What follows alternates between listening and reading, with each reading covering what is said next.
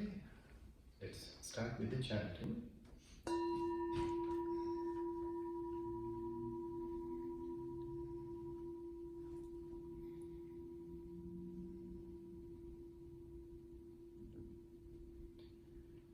Namo tassa bhagavato arahato samma sambuddhassa.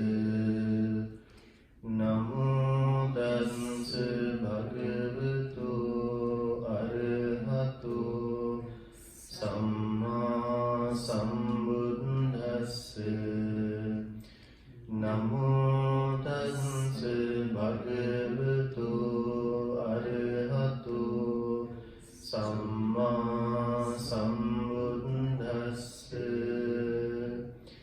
Buddham saranam gacchami, dhammam saranam gacchami, sangham saranam gacchami, dutiyampi buddham saranam gacchami, dutiyampi dhammam saranam gacchami, dutiyampi sangham saranam gacchami, tatiyampi buddham saranam gacchami, tatiyampi dhammam saranam gacchami, tatiyampi sangham saranam gacchami. Pānātipātā vīramani sikkhapadam samādhiyāmi, adinādāna vīramani sikkhapadam samādhiyāmi, kāmesu miccācārā sikkhapadam samādhiyāmi, musāvādā vīramani sikkhapadam samādhiyāmi, surāmīre majjapamā dakkāna vīramani sikkhapadam samādhiyāmi, itipiso bhagavā araham sammā sambuddho, vidyācarana sampanno sugato lokavidu, anuttaro purisa dhammasarathi, sattha deva manussanam buddho bhagavati, sakkhato bhagavata dhammo sandikthiko, akaliko ehipassiko opanayiko,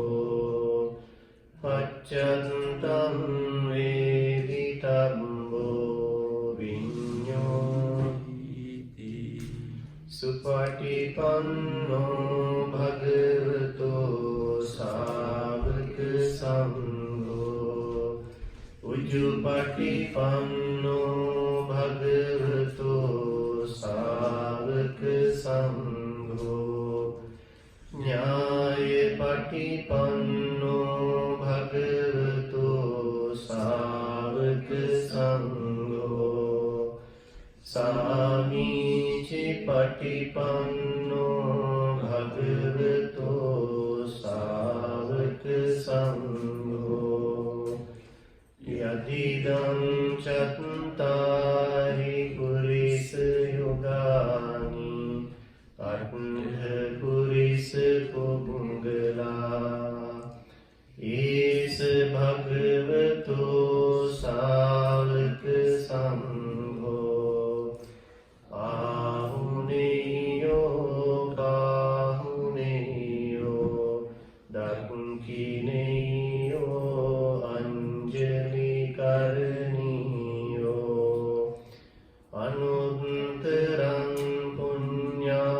Ettam lokas sati.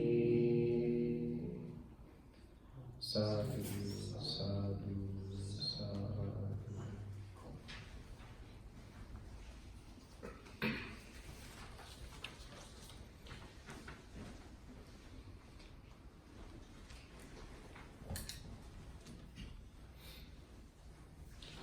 Okay, before we start our Dhamma discussion, let's take a couple of minutes to relax our body and calm the mind.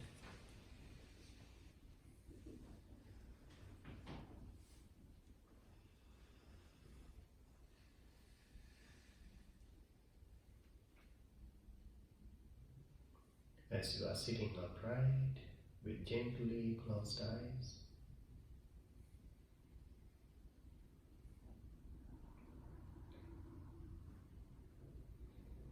maintaining a very comfortable posture.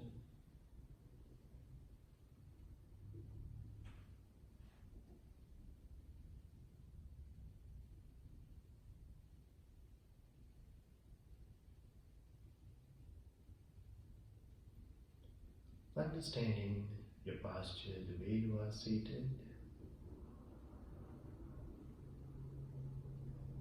Feel the presence of yourself in this peaceful space.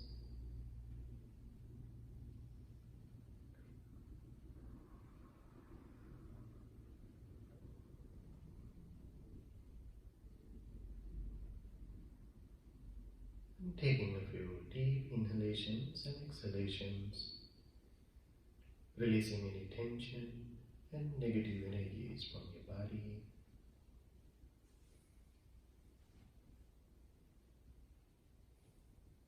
You may bring your total attention to your inner experience. So take a few deep breaths, filling your entire lungs, experiencing each breath throughout the body.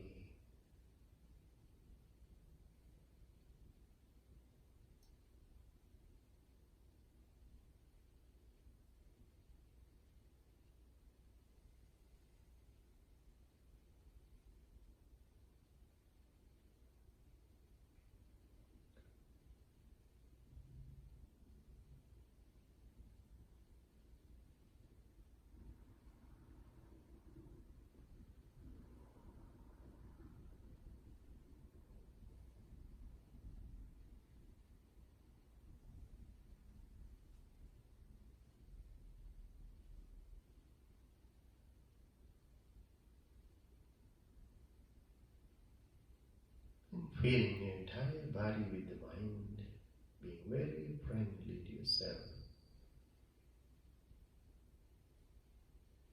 You may wish yourself and bless yourself from the bottom of your heart for your physical and mental well-being.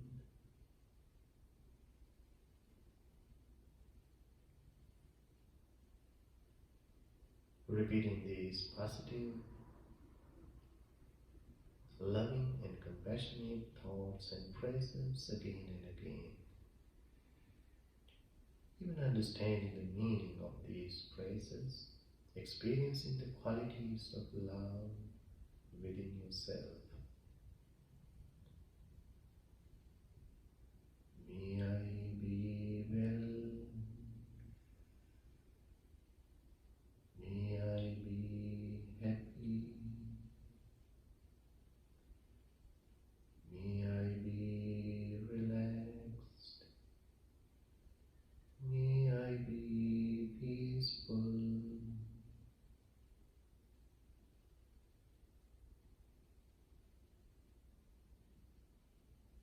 May I be well. May I be happy. May I be relaxed.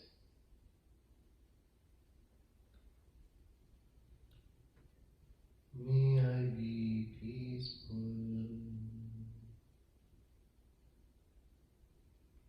Being very gentle to yourself.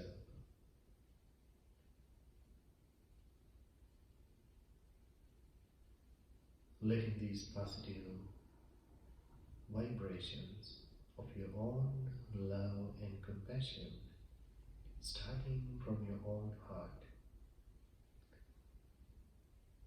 resonate through each and every single part of your body, healing your entire being.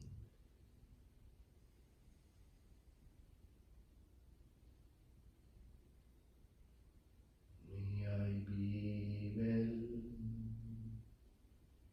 May I be happy.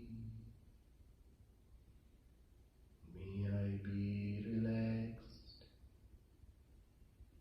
May I be peaceful.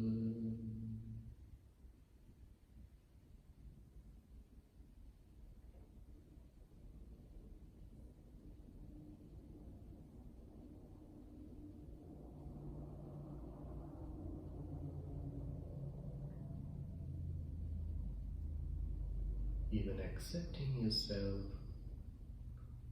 for being who you are and what you are. Being very happy about yourself. Appreciating your own spiritual Dhamma practice at this moment.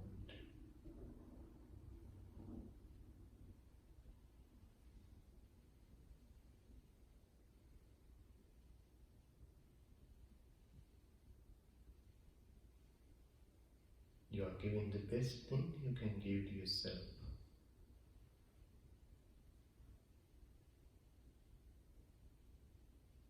This is spiritual experience. This Dhamma practice.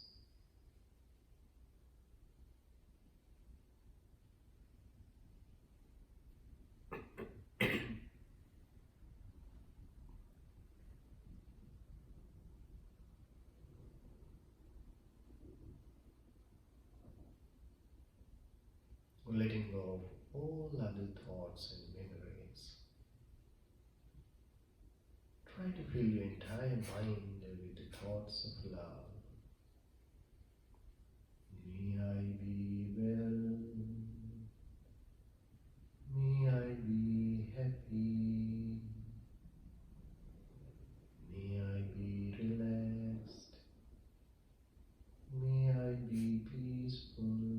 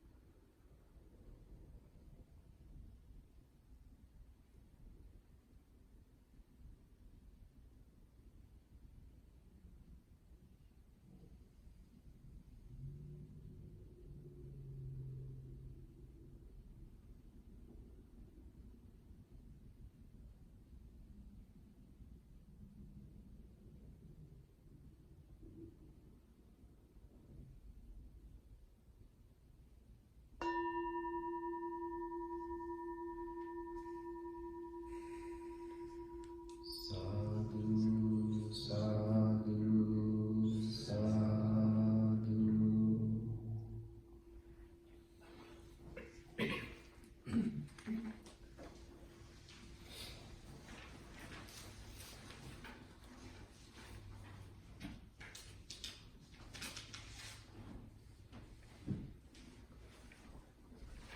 Anybody has a paper?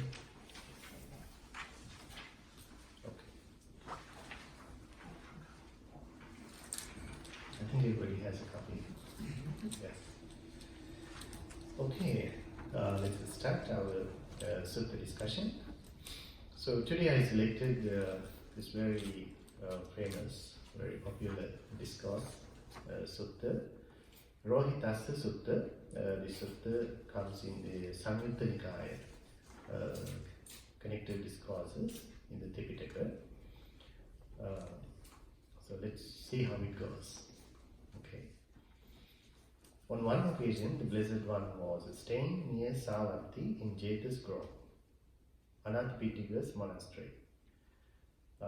This is how mostly all the discourses starts. This is where Buddha happened to reside most of his life, in the city of Savatthi. Then Rōhitassa, the son of a Deva, in the far extreme of the night, his extreme radiance lighting up the entirety of Jeta's grove, went to the Blessed One. On arrival, having bowed down to the Blessed One, he stood to one side. As he was standing there, he said to the Blessed One, "Is it possible, Lord, by traveling, to know or see or reach the far end of the cosmos, where one does not take birth, age, die, pass away, or reappear?" So this is the first paragraph. So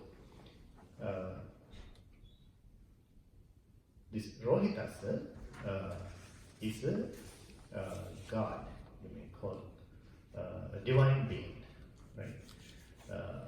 In the Buddha's daily routine, the midnight was dedicated to these divine beings. You know, during that time, many gods, deities came to the Buddha, many of the occasions, with very interesting questions, problems, you know, and some of them came to share their feelings, their understanding, their experiences with the Buddha, you know, seeking the Buddha's guidance, you know, sometimes his approval, what they realized, what they were experiencing. So this is one of those occasions that Rōhitassa, son of a Deva, Deva is the god, divine being, so approached the Buddha, you know, illuminating the entire premises with the divine light. They were supposed to have that very bright, divine aura kind of light around them. So that God, approaching the Buddha, bowed down to him and stood to one side. And he asked this important question, very interesting question. What is the question? Is it possible, Bhante? Is it possible, Lord, by traveling? By traveling means the normal traveling that we know, you know, walking or, you know, in whatever the way we travel, you know, far distance. So this is what he is referring to. By traveling, to know or see or reach far end of the cosmos. The word here, the cosmos, I don't know it really gives the meaning as it comes in the discourse. The Pali term used in the discourse is the loka.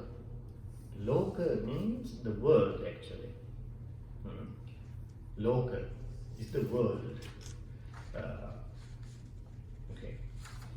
So this is what he is asking, to see the end of the world. End of the world, where one does not take birth, age, die, pass away, or reappear. So Rōhitassa, this god had understanding. He had an idea of what is the end of this world. You know, it really comes in line with what exactly Buddha meant by the world, according to the Dhamma, the teachings. Okay. In the Dhamma, the word loka is used to this body and mind itself. It is not the world that we refer to, this external world. Okay. So this is my world. This is my world means this body and mind, this psychophysical entity, experience. Okay? So, the end of the world means, according to Rōhitassa, where does not take birth, where you don't see becoming or birth, coming to existence, or even after that, the aging process, and even death. You don't see the death there, or reappearing. Reappearing means that rebirth, re-becoming, which refers to this circle of birth and death, traveling through this existence. So, Rōhitassa also wants to know the end of the world, means he wants to end these conditions. That is the meaning. And then, when he asked that question from the Buddha, Buddha answered, I tell you, friend, that it is not possible by traveling to know or see or reach the far end of the cosmos where one does not take birth, age, die, pass away or reappear. So Buddha said, no, it is not possible by traveling. By traveling externally, one can reach the end of the world, or no one can reach a place as end of the world where there is no birth, aging, death or re-becoming. So Buddha directly said that it is impossible. And then, with a happy mind, Rōhitassa talks again. It is amazing, Lord, and awesome how well that has been said by the Blessed One. I tell you, friend, that it is not possible by traveling to know or see or reach the far end of the cosmos where one does not take birth, age, die, pass away or reappear. Once I was a seer named Rōhitassa, a student of Bhoja, a powerful skywalker. Okay. My speed was as fast as that of a strong archer, well trained, a practiced hand, and a practiced sharpshooter, shooting a light arrow across the shadow of a palm tree. By stride, stretched as far as the east sea is from the west. To me, endowed with such a speed, such a stride, there came the desire. Okay. I will go to travel to the end of the cosmos. I, with a 100-year life, a 100-year span, spent 100 years traveling apart from the time spent on eating, drinking, chewing, tasting, urinating and defecating and sleeping to fight off weariness. But without reaching the end of the cosmos, I died along the way. So, he's sharing one of his previous experiences in one of his previous lives, right? What he explains here that he was surprised, by Buddha's answer. Buddha said that it is impossible, right? By traveling, one can reach the end of the world, okay? So this is kind of his accepting it. He is approving what Buddha said due to his own experience previously. He says that once he was born as he was a person, he was what we call the rishi. He was a very highly spiritual person, okay? His name was also Rōhitassa in that life also, okay? He was a student of Bhoja, the teacher, spiritual teacher at that time. And also he was a powerful skywalker. He had a special skill to walk through the universe. This is what it says in the discourse. He had a very special, powerful skill to walk through this universe, from galaxy to galaxy. That is how it is explained. With his divine power, divine skill, right? So he had such a speed. Okay, so I remember a movie like that. Somebody had a special power to move very fast. I don't remember. Arrow, or I don't know. Arrow, I think. In that movie, that person moves very fast, So just like that. So he was a very powerful Skywalker. His speed was like a very skillful, well-trained shooter. Shoot an arrow, light arrow with a very high speed. Okay, just like that. He explains how he managed to walk like that. His stride stretched as far as the East Sea is from the west. Like if you talk about this world, the Earth,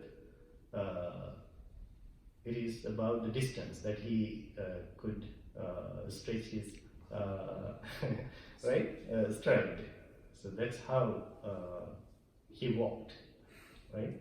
So with his divine powers. So he says that he had that intention with his high spiritual powers. He had that intention of I will go to travel to the end of the cosmos. Okay, and he says that he had that intention, and he was 100 years old in that life. And he says, with that intention, I managed to travel, nothing but travel through the universe. Taking time only to eat, rest, and those usual resting time. What he did was just traveled, through the universe. And he says, but without reaching the end of the cosmos, I died along the way. He did not reach the end. He did not find an end. So it is amazing, Lord, and awesome. He's again praising the Buddha. He thinks that Buddha is saying what I just realized by my experience. So Buddha is telling the truth here. Okay. And then, when this was said, the Blessed One responded, I tell you, friend, that it is not possible by traveling to know or see or reach the far end of the cosmos where one does not take birth, age, die, pass away, or reappear. But at the same time, I tell you that there's no making an end of suffering and stress without reaching the end of the cosmos. So initially he said that by traveling one cannot reach the end of the world, end of the cosmos, but without reaching the end of the cosmos one cannot find the end of birth, aging, death, and rebecoming. So definitely one has to come to an end of the world to end this mass of suffering. So this is what he says. Yet it is just within this fathom-long body, with its perception and intellect, that I declare that there is the cosmos, or there is the world, the origination of the world, the cessation of the world, and the path of practice leading to the cessation of the world. So this is a very powerful, very famous utterance of the Buddha in the entire Tipitaka. So this is basically the Four Noble Truths that Buddha is referring to. The world, the cause of the world, the cessation of it, and the path leading to the cessation of the world, or the suffering itself. So Buddha says, I declare that Four Noble Truths in a brief way, he declares that 4 noble truths to be found and realized right within this psychophysical entity, nowhere else. Nothing external to this psychophysical experience, this body and mind. So this is a very unique saying, teaching by the Buddha. Okay? So that is basically the discourse. That's it. Okay? So now we have to go into some detail about this discourse. Okay? It's a very short discourse, but the Dhamma, the teachings that we can identify there is huge. You know, there are a lot of Dhamma. The taste of Dhamma is enormous here. Okay. The first thing we need to understand the word world, right? The cosmos. Buddha refers to this body and mind, this psychophysical experience in the Dhamma. Okay, why is it? It's a very philosophical, spiritual understanding. Why we call this body and mind to be the world? This is my world. But our normal understanding is that we call the world what we see around us, right? The earth, what is manifesting around us, right? These trees, buildings, the nature, everything. We call it the world usually. But Buddha, in his teachings, he used the word world to this body and mind. The simple idea there is that you don't have a world without a body and mind. Okay? Otherwise, in another way, we create our world within this body and mind. Or to go into more detail, the message, understanding is that basically our brain creates the world, right? You may call it the mind. It is the creation of our own brain, our psychophysical entity together. What we see, what we feel, what we perceive around us as the world, or whatever you call, whatever you name, it is nothing but a creation of our brain or the mind.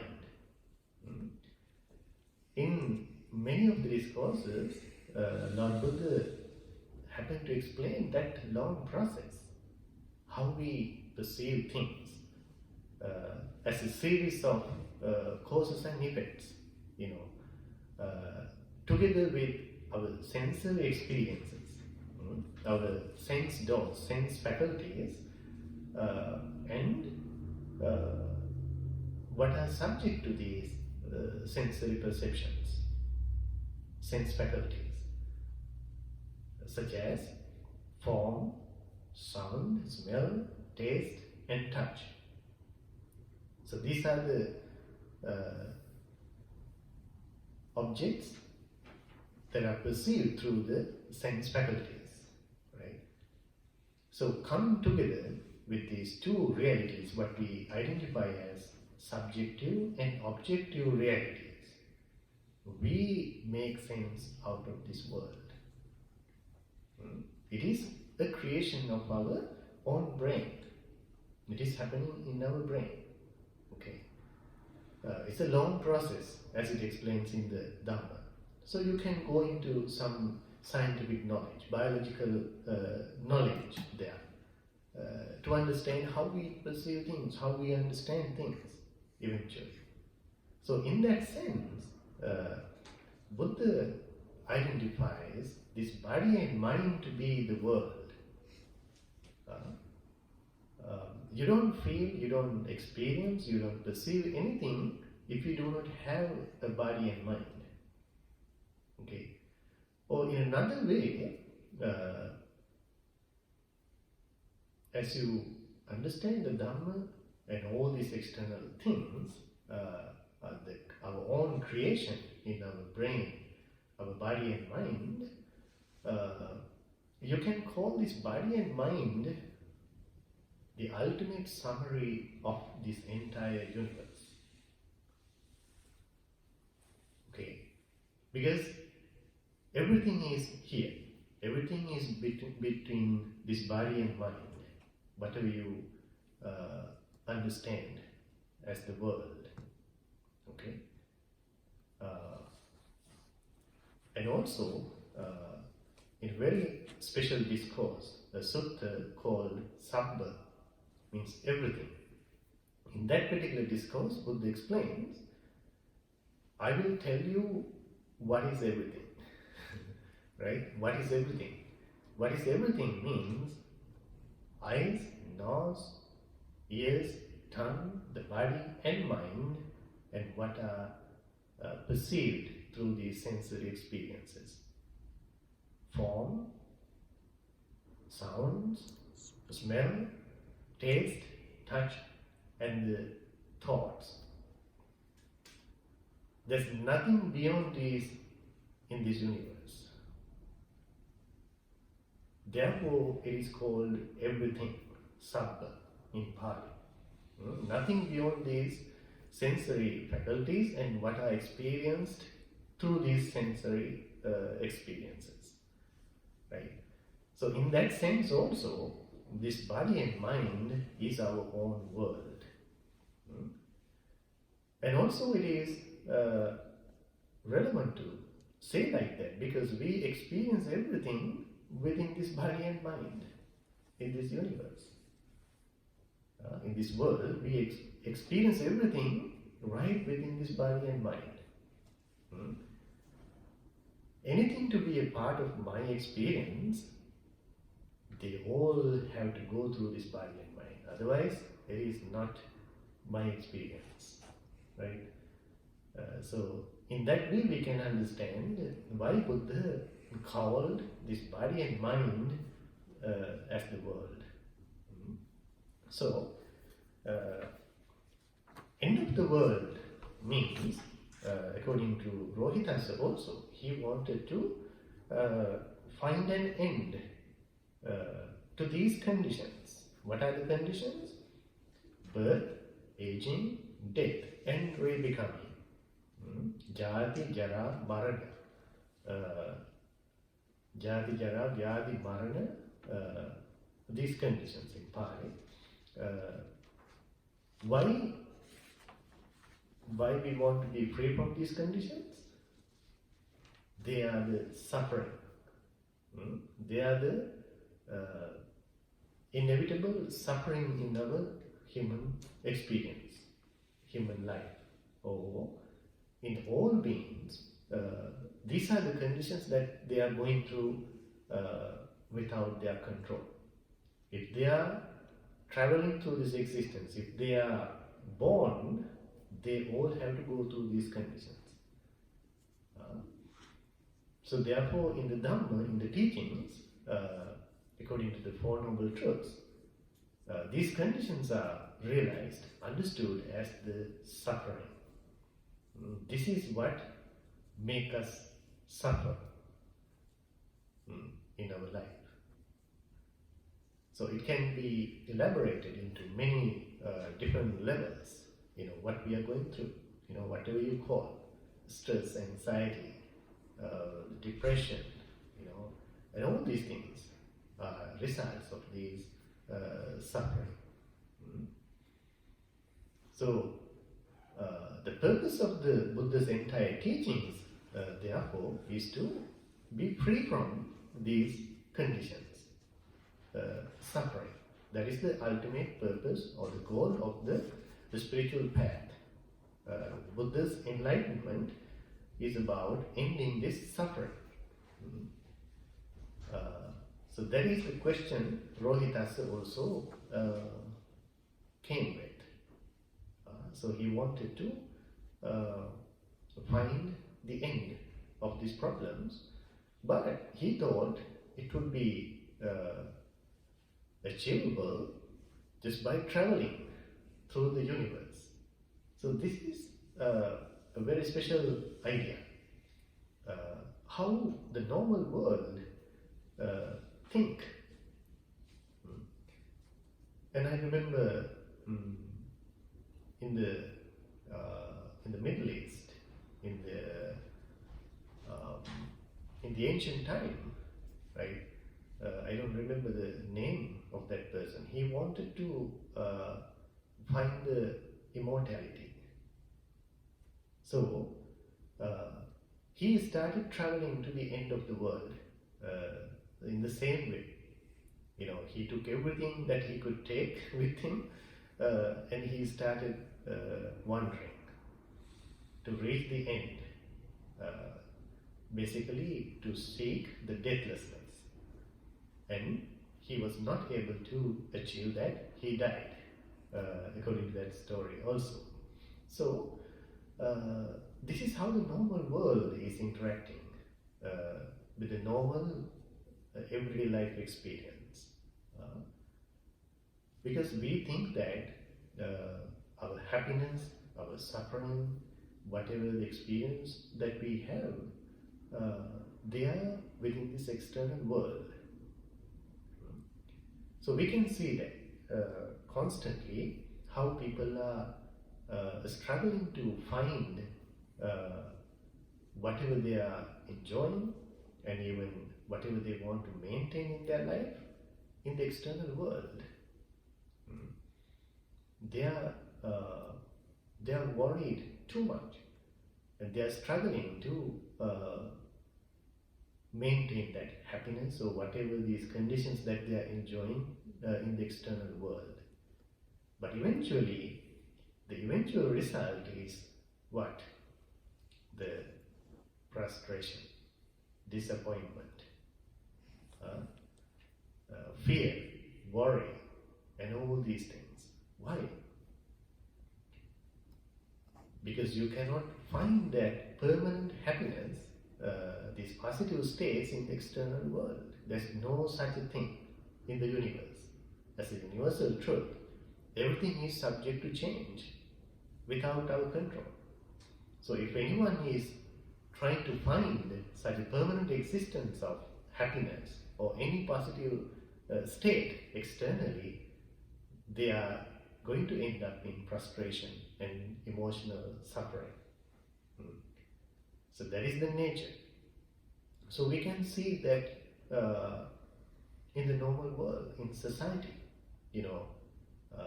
almost everybody is trying to find that happiness.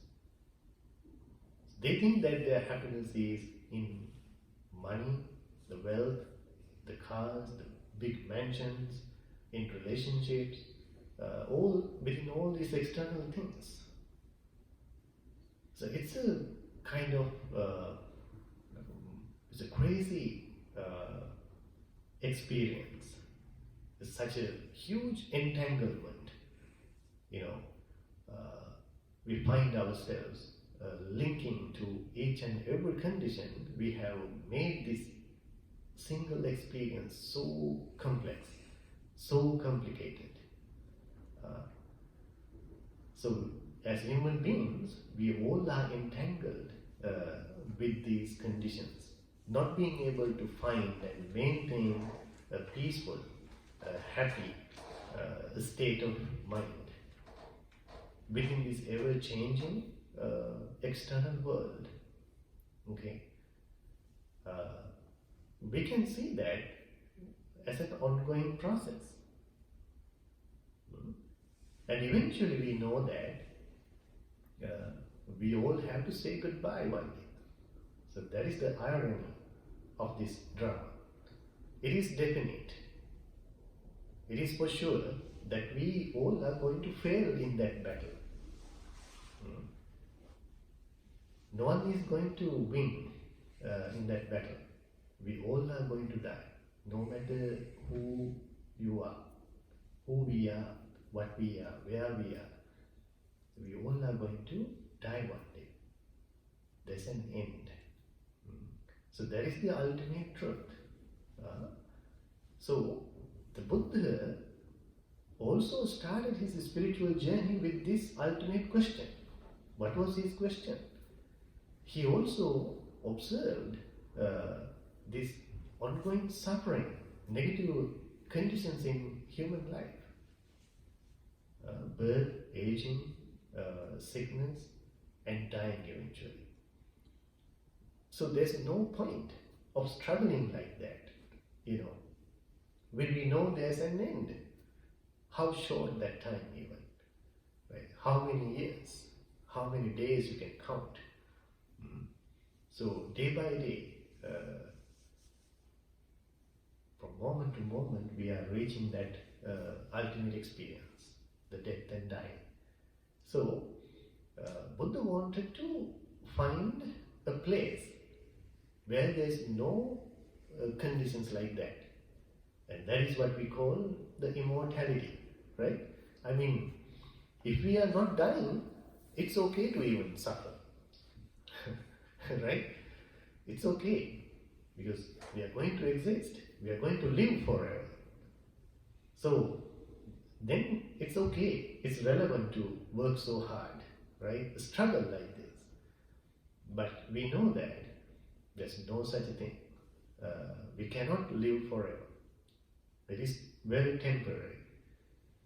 So the Buddha's purpose also was to find such a state, what we call the deathlessness, because that is the ultimate problem we have. If you carefully, mindfully, seriously think about it, the death is the ultimate problem we all have. It's very mysterious even. We don't know how it happens, when it happens, even what happens afterwards. It's so complex, confusing. So we all are going to be confused in that experience. You never know. So therefore, Buddha also wanted to find an ultimate solution for this practical problem, human problem, problem of death. That is what we call the deathlessness or immortality. Okay, and not only the Buddha, in all religions, they are talking about deathlessness. They all are trying to reach where they are not going to die. Permanent existence, happiness, to be with the God, to be divine, is the similar idea. The everlasting happiness means you are not dying anymore. So that is the goal of basically all religions. How even these religions came to existence with the same idea, common goal.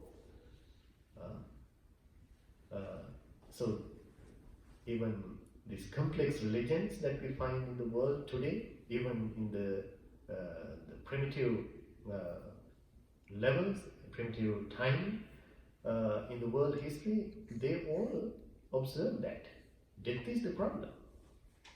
There's a separation. There's an end to everything. So they all were wondering about an existence, a permanent existence. How to not to die. How to exist permanently. Okay. So therefore, it has been the goal for almost all religions, the spirituality. So Buddha also started his journey with the same question.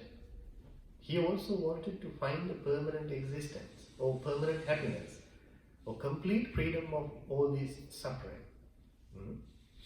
So he took that journey. He was wandering from teacher to teacher, master to master during that time in India. And he went through different practices, teachings, different techniques there. And eventually he came to know that none of these teachers could teach him that deathlessness, immortality, end of all these suffering. And he took a different approach. As he became enlightened, as he became a Buddha, he took a very different approach to that problem. As everybody was looking for this solution in the external world, outside of this body and mind, he wanted to investigate that problem, the origin of this problem, where this problem happens, how it begins, what are the conditions of the problem.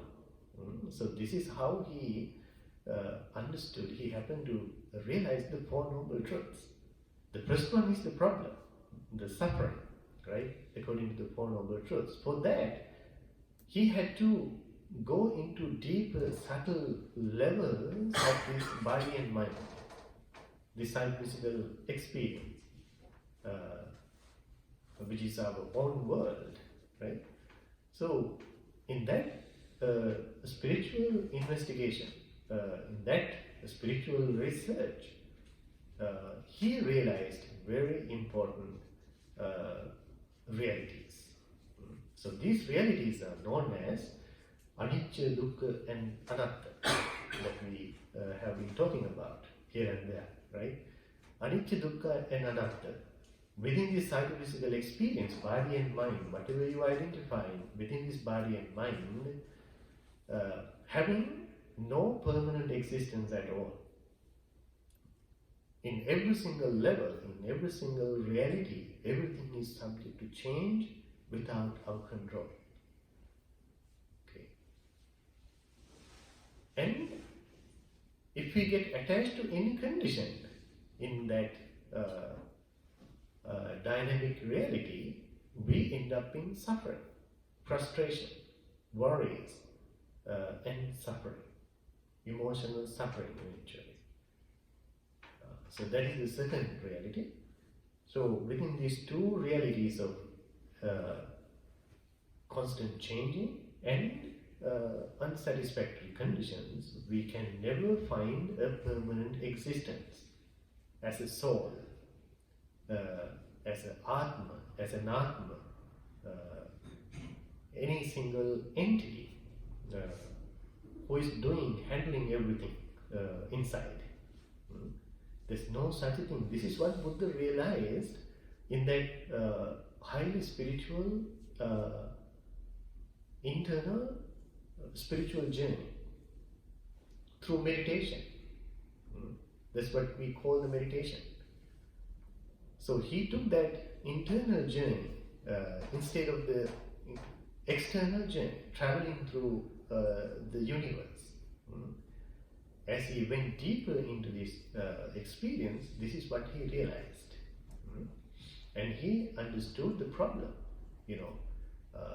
these suffering conditions, as how all living beings are subject to being born again and again in this existence, going through different states, aging, sickness, and eventually dying. And that circle keeps continuing. There's no end. So Buddha realized that journey itself to be very dangerous and full of suffering. This is how Buddha looked at it, understood the existence, the problem itself. And then as a result of going into that deeper, subtler levels of this body and mind, as he was not able to find any permanent existence, within that realization, he completely eradicated all cravings and attachments and ignorance. The complete realization is called the wisdom. As a result of that wisdom, he completely eradicated the ignorance. There was nothing to deceive him, fake him in this psychophysical experience, because he completely saw it. He experienced it as it is. So within that reality, he understood that there's no permanent existence. And there he realized a very important thing, very important realization. What is that? He understood you can only die if you exist.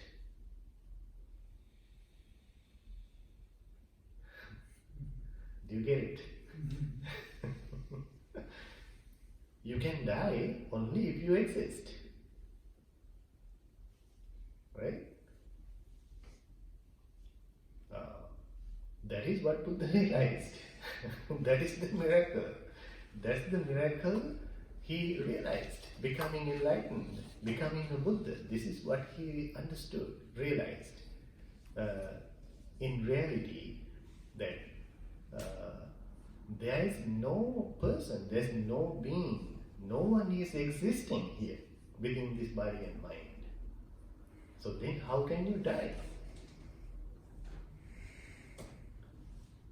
So what is this dilemma here? What is this question here? So we have to exist before we die, right? So Buddha realized that there is no such existence here within our body and mind. How these things happen? As a result of causes and effects, right? Causes and effects, very practical causes and effects. The food we eat, water we drink, the air we breathe, and most importantly, karma that we have performed in our existence. Even as an ongoing process, we keep continuing to accumulate this karma. Karmic process, karmic energy moves this process forward to exist. So this is how Buddha sorted that out. He completely understood how it's happening. So as a result of seeing that truth, he completely eradicated the ignorance, which is the most powerful, dangerous condition in our existence.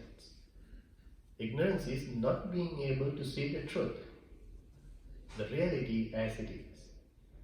So, when we cannot see and understand the reality, we get caught up in illusions, ignorance. And then we take things to be permanent. This is where we call these conditions me, mine, myself, that thing, this thing belongs to me. So once you identify this experience as yourself, there comes the feeling or the idea of existence, right? This is how the existence of a self comes to be. It is very natural. It's a very complex reality though, So we always give this very clear example to understand this deep point, deep reality, okay? So how do we understand this non-self reality in a simple way, okay? I give this simple example always to make it very simple and clear. So you take a flashlight, okay? So take this seriously, mindfully think about it. You take a flashlight and you keep spinning that flashlight fast, okay? What would you see if you keep spinning that flashlight in the darkness? What would you see? A circle. You see a circle of light, right? It's very simple. But if I ask you, is there a circle? Is there a circle there? No, you say no, right? There's no circle. But we see a circle, right? Then what it is? What is it that you are seeing? The result of a cause. Huh? The result flashlight, and the fact that there's a light is on, that there's a light. Okay. Okay, illusion. Right. So what basically created the circle? Perception. The fast mover. Move the fast mover. So there are many answers to that question, right? You may call it the light, the movement, even possibly, most importantly, keep in mind the darkness. The darkness, actually, if there was no darkness, you will not see a circle. Okay? It's very clear Dhamma here. Okay? So, the rapid movement, the motion itself actually created the circle. Right? The motion. To prove that there's no circle, what do you have to do? You have to stop it. You have to stop the motion. You have to stop the movement. Or even possibly slow the process down. Right? You begin to see what now? It's just different dots here and there, right? Dots. So this is exactly what happens. And in reality, we don't see a circle. There's no circle, but you see a circle. But in reality, there's no circle. And we know what created the circle, right? The motion and the darkness, most importantly. Okay, this is exactly what happens within this non-self reality also. Okay, so the idea, the perception, the feeling of self, this unchanging, everlasting person or being, identity, is the circle. The circle. And we came to know that the motion itself actually created the circle. So, what's up with our story then? What type of motion are we having here to feel that we are existing? There's a person inside. There's someone who is handling, commanding, and doing all these things inside of your skull or the body or the mind, whatever. Tanha. The mind itself is thinking. So, for the circle, it was the motion, right? What do you think about the psychophysical experience? We're constantly. Self. I mean, Self-based illusion. The body and the Self-based mind. illusion, right? It is the same. It is the same factor that creates the feeling of the self. The motion, rapid motion, the movement of these sensory perceptions, this subjective and objective realities experienced together. Can you imagine how complex this reality when it happens, when it occurs to us? How the faculties of eye, ears, nose, tongue, the body and mind itself, all these things are working together. It's like a huge roller coaster. When all these senses are opened to the external world, we absorb every single signal from the external world. They are processing inside, right? Like a computer. So it is so complex. That ongoing rapid motion itself, these activities of the brain, our consciousness itself actually creates a feeling, a notion of a self. It is an illusion. There's no such a thing. But you cannot argue that there's no circle because you see it. Right? You see it.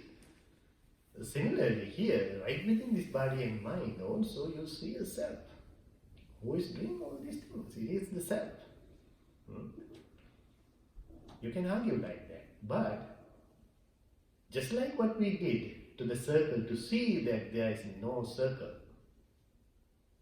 we have to do exactly the same thing within our body and mind to see that there is no self. What is that? Meditation. Hmm? Meditation. Observe it. Slow it Observe down. the Right. components. Basically, just like going back to the circle, like circle, either you have to completely stop that motion or you have to slow it down. Slow that motion down. That is what we call the meditation. So, with that rapid motion, you will not be able to see this, that there is no circle. It is crazy to say that there is no circle because you see it, right?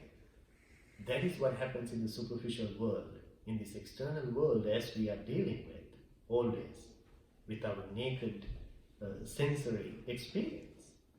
This is how we create the world, right? Externally, superficially.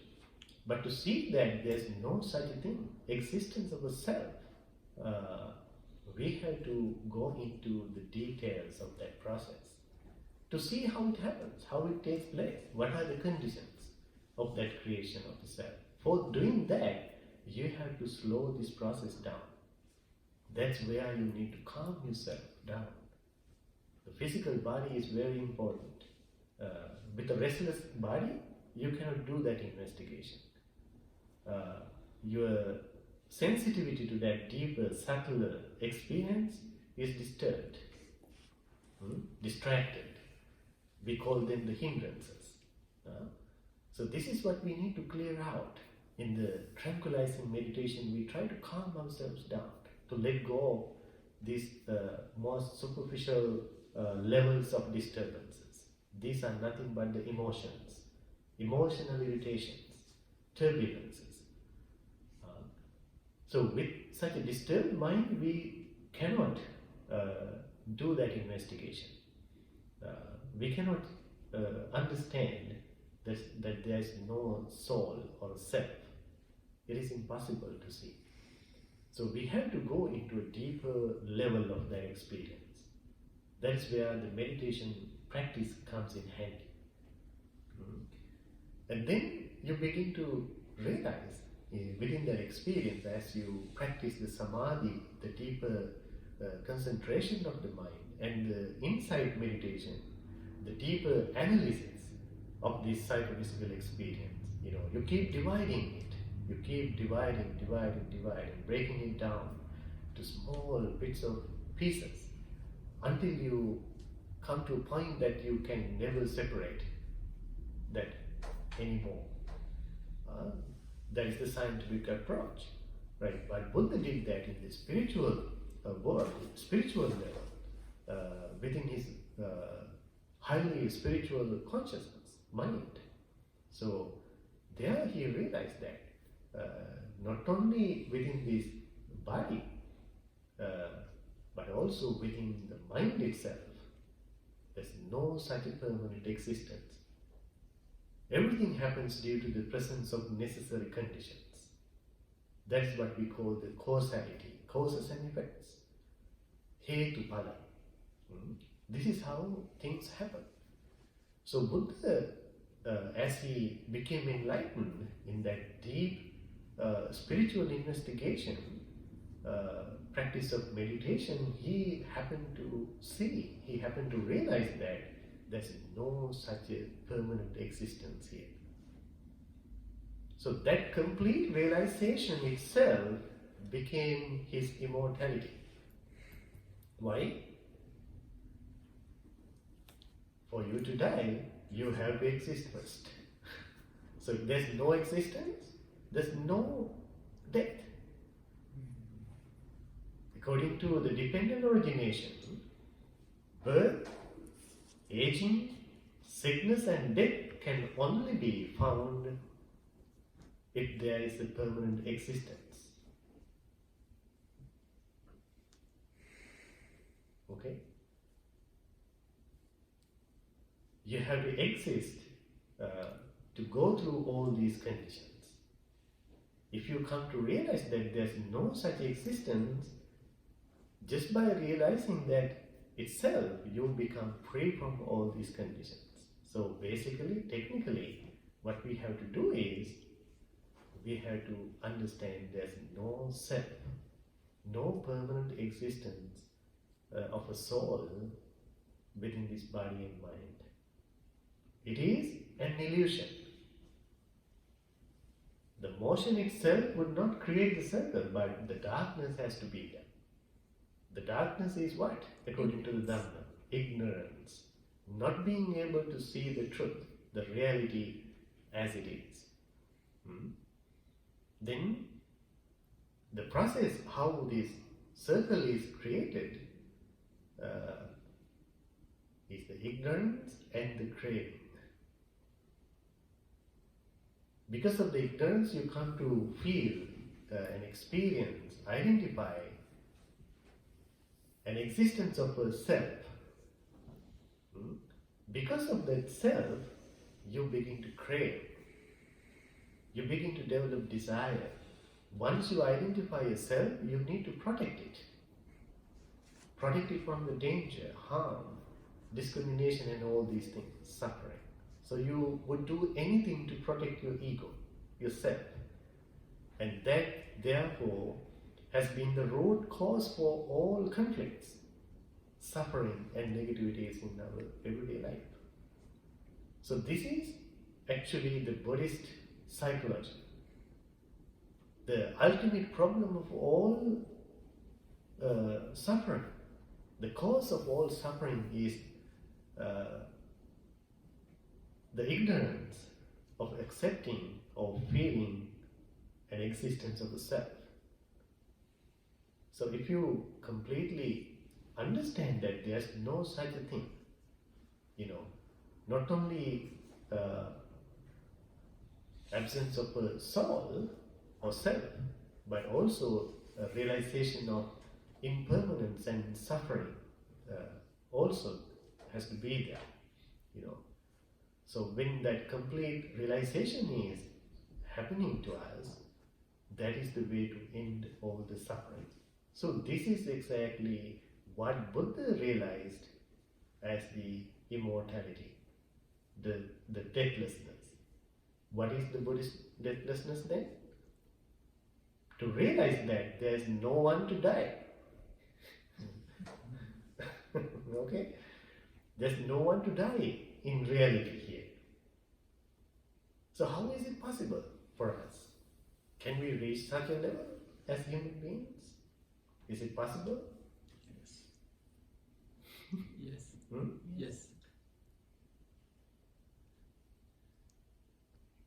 How do we? If yes, why we are not enlightened? but Buddha did it. Buddha did that, right? Enlightened beings achieve that level, right? The freedom of suffering.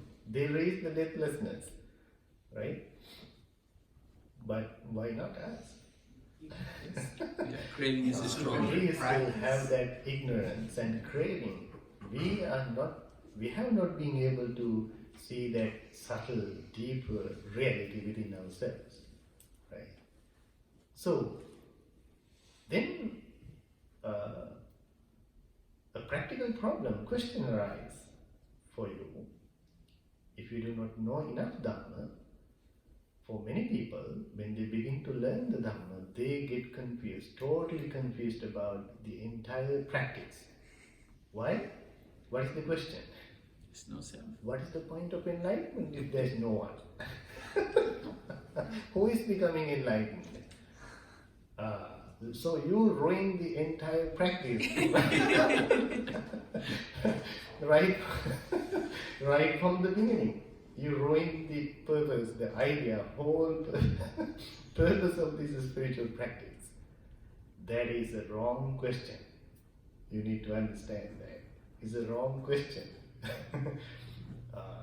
The important thing to keep in mind that Buddha never answered in such a way that Buddha never said that there's no existence of a soul or there's no non-existence of a soul. Do you get that? But how would they explain that? Through causes and effects.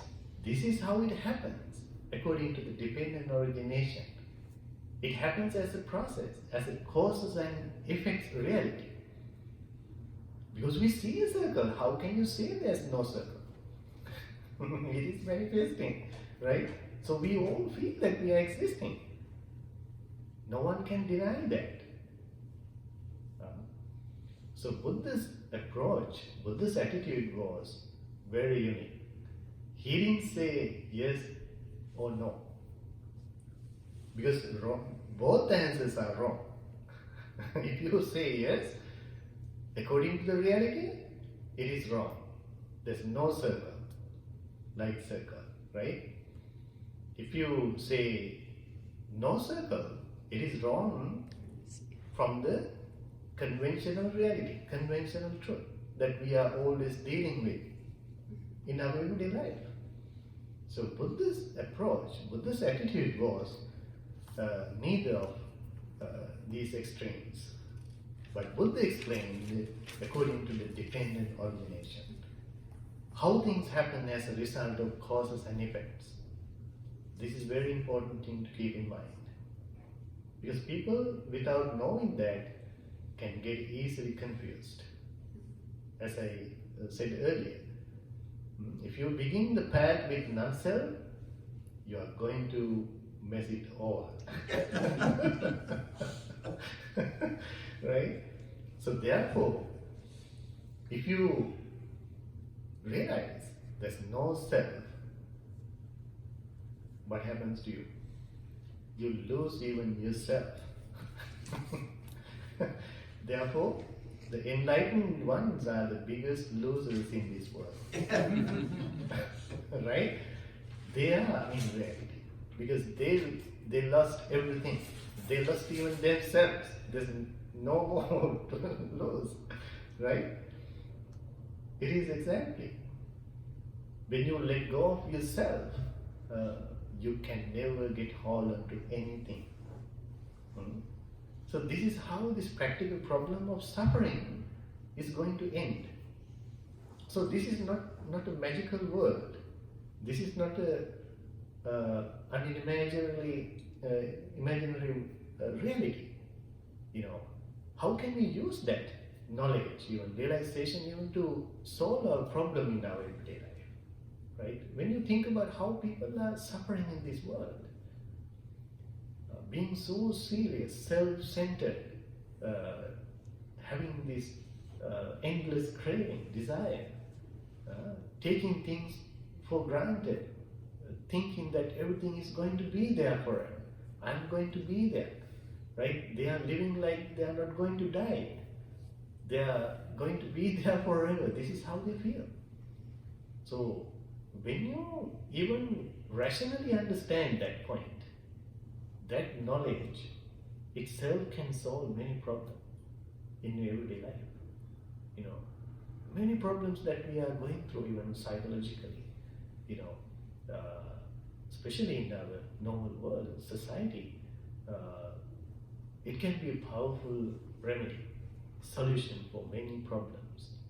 If you know smartly how to apply that to your personal experience on the spot, on set.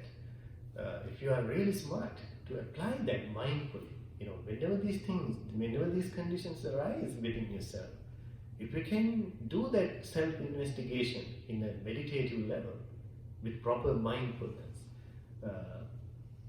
just by doing that, you can let go of this unnecessary stress and anxiety, suffering in everyday life. So it can be a very practical thing, especially when you talk about relationships, right? We see how ego, this self-centeredness is messing everything around, right? So therefore in the Dhamma, it identifies as the root cause for all the problems. It is indeed. The attachment to ourself is the ultimate problem, the cause of problems. So therefore, we need to have an idea, have an understanding as we learn the Dhamma, as we practice the Dhamma, where we are getting at eventually. This is where we are getting at as we practice. So we should be able to see that happening in ourselves. That much you can see, you become free from suffering. That is the only purpose here. Then you are practicing this not to attain enlightenment or whatever it is, just for the sake of ending all the suffering. That's all. Because there's no one to attain enlightenment. Right? So, that deeper realization of non-self is the realization that is going to be helpful to us to see that there's no one to suffer. We suffer because of an existence of a self. Right? If there's no one existing as a self or a soul, ego, you're not going to suffer. This is exactly what happened to enlightened ones. Like Buddha, after his enlightenment, he lived just like us. He had his body and mind. He just ate just like us, walked on the planet, right? He did everything. And he was aging. Even he died. But he did not suffer. That is the difference. What exactly he did was, he changed it inside, right? He completely changed his perceptions. Being free from this ignorance and craving, he completely understood exactly what happens here. And he adhered to that ultimate reality, truth. Then, there he did not see himself as a separate person from this ultimate truth or reality. He became the truth. He became the ultimate reality. So this is how he ended all the suffering. Otherwise, he went through all the conditions that we are going through today. But he did not suffer because of that deep realization. So he completely understood what this world is all about. There he happened to understand the suffering of this world within this body and mind, within this psychophysical experience. And there he realized the cause of suffering to be what? The craving led by ignorance, right? So if one has to be completely free from suffering, that person has to completely let go of that craving and ignorance. How to do that, how to achieve that, is the Noble Eightfold Path, the Sila, Samadhi and Panya, the systematic spiritual training for the awakening. So this is what Buddha realized. So he was very confirmed. He was so sure about what he realized. Right there, he came to realize that he ended all suffering, and he was endowed with complete realization without leaving anything, any Dhamma. He understood basically everything. And that itself became the end of all suffering, and no more existence for him. So that is the meaning of this Rōhitassa Sutta. So that end of the world can never be found without, externally. It has to be found within this spiritual journey inside. So it gives us such a huge relief, right? So this is the problem with some other understandings, right? Like, you are separate from this ultimate happiness or the freedom or the divinity or whatever it is. You are so far away from it. You have to go for it. You have to work so hard to get there. And not only that, you have to praise. You have to make whatever the entity happy in order to get there. Right? Praise him. So this is completely different. It is right here. That's why Buddha said we are born with that even. It's already there, that ultimate happiness. Enlightenment is within ourselves. It is nothing external to you. It is right within this body and mind. So therefore look within, look inside, look within this body and mind. This is exactly where Buddha puts that formula, the field of work as the four foundations of mindfulness: the body, sensation, mind, and mind objects. This is our field. This is where we need to do the investigation, the research on. So as a result of that, we completely understand the ultimate reality of this body and mind, my world. So that understanding itself will end all our suffering. So in order to do that, we have to have that interest. We have to be able to value that spiritual practice, such awakening, freedom of suffering. We call it the chanda in Pali. The desire for that spiritual awakening is needed in the beginning. That motivates us to walk through the path. That's important. And then we need to be very smart, very intelligent, very wise in practicing, keeping up with the practice, even using these techniques to let go of our suffering and all other negative conditions. It's very individual. No one else can do that for you. We all have to walk through the path. Right? It's a self-awakening. The Buddhas only show us the way. We have to walk through the path. So that is the end of the sutta. Any question? Okay. It's actually two, but I'll start with the first one. So, as human beings, aside from like our mind, we are conditioned right by our body and all the processes that are. So our thoughts and the way that our mind works is conditioned by our body, and so it's some sort of wiring, right? That in order to undo the sense of self, we need to change that wiring, which we need to subtract ourselves from feeling so self, from feeling so. So is it a process of detaching oneself from what one feels that's going on in the body? How do you lessen the hold of the psychophysical? I would use the term disentanglement rather than detaching or whatever it is. Trying to sort it out, clear it out. Give it some light, powerful light to see that reality. Letting go of the darkness of ignorance.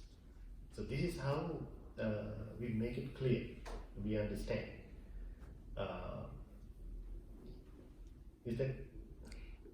What I'm saying is that my perceptions are connected to like my body. My pain is like there's circuits in the brain, right? That tell me that I'm in pain. So I have to disentangle myself from feeling embedded, feeling into it, right? How, like practically, how do you undo the sense of self? What we call is not to identify these conditions with yourself, like pain, right? Like how is it possible for an enlightened person to not to suffer because of even the physical pain? They don't identify this pain as self, with a self. So then they isolate the pain itself. There's no one to suffer. You don't take that as a personal thing. So that is basically our problem with everything. We take things personally. When it becomes mine, we begin to suffer. It becomes a part of myself. So you want to protect it. You don't want to let go of it. You don't want to let anything happen to it. Right? So because of that craving, that desire, the tension occurs to us. All other negativities. Okay. The process itself is very clear in the Dhamma. What is the process? Still, it is the slowing process, slowing down process. How we slow it? How we slow the process down? Initially, through the sila practice, we have to calm our emotional arousals. That is how we take the control from the superficial level, going from outside to inside. Sila, the discipline, the emotional control is the first step. And then with the samadhi practice, we go into our inner experience. Even though you do not react to these emotions, they still arise in your mind. It's a disturbance. Right? Through the samadhi practice, when we focus on the breath or whatever the meditative object, you suppress them. You suppress these emotions that they don't arise in your mind. Okay? And it is also not a permanent solution because you are still suppressing them. So in the Dhamma, in the teachings, the answer to our psychological problem is not suppressing or expressing either. But it is the realization. Right? In modern psychology sometimes they give the answers sometimes as repression. You need to suppress your emotions. Or sometimes it's healthy to express your emotions, how they say. Don't hide it. Don't keep it to yourself. Just throw it out and be relieved. So Buddha identified these two approaches are wrong and unhealthy for you. Definitely. But Buddha's approach was to completely realize it. Understand the reality, how these things happen. What causes them. So going into deeper, subtle levels of this existence. And that realization itself, according to the realization of impermanence, suffering and non-self, naturally all these negativities disappear. Because there's no base for such existence. Because of seeing the truth, the reality. Ignorance is gone. Okay. So this is how technically it happens. So don't forget, even there can be some confusion how we interact these things, how we interact with the external world with this realization. Right? Like Buddha did. Like he was living just like us. But he was enlightened. Right? So how can we maintain this peace of mind as we are interacting with the external world? So we know that according to the ultimate truth, all these things are fake. What we see, feel, touch, everything is an illusion. It's a mind-brain creation. For that you need to understand there are two realities in this world, universe. What two? Ultimate and conventional. Yes. The ultimate truth and conventional truth. Or the ultimate reality and conventional reality. So you should not mix these two things. Or you should not complicate it. So you should know the boundaries here. Okay?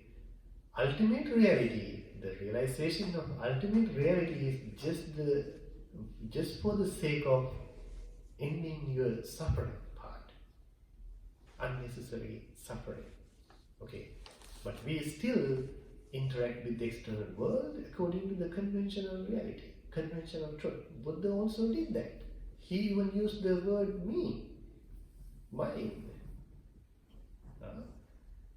It did not bother him because he had the complete understanding deep inside. So none of these conventional truth or conditions could hurt him, make him suffer, right? So we need to understand these two boundaries, and we should not get confused. So we need to keep that in mind as we understand these things and practice the Dhamma, not to get confused. Okay? Any other question? Anything else?